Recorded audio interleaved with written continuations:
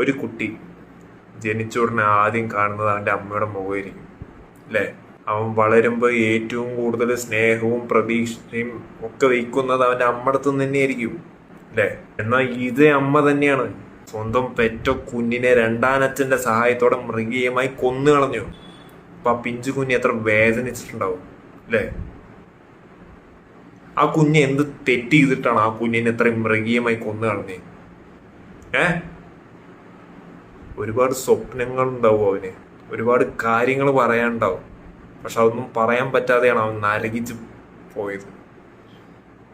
ഇനി മുതൽ ആ പിഞ്ചു കുഞ്ഞ് നമ്മുടെയൊക്കെ കുടുംബാംഗമായിട്ട് നമ്മൾ കരുതണം. നമ്മുടെ ഓരോരുത്തരെയും സ്വന്തം അനിയനായിട്ട് നമ്മൾ അവനെ കരുതണം. കാരണം ആ പിഞ്ചു കുഞ്ഞിന്റെ ശബ്ദം എന്ന് പറയുന്നത് നമ്മളുടെ ശബ്ദം കൂടിയാണ്. We should talk for him. ഇനി ഒരു കുഞ്ഞിനും ഈ അവസ്ഥ വരരുത്. ഇനി ഒരാളും ഒരു കുഞ്ഞിനെയും കൊല്ലരുത്. കുഞ്ഞുങ്ങളെ സ്നേഹിക്ക്, കുട്ടികളെ സ്നേഹിക്ക്, കുട്ടികളെ വളർത്ത് നല്ല രീതിയിൽ. അപ്പൊ നിങ്ങൾക്കറിയും എന്താണ് സ്വർഗം എന്ന്.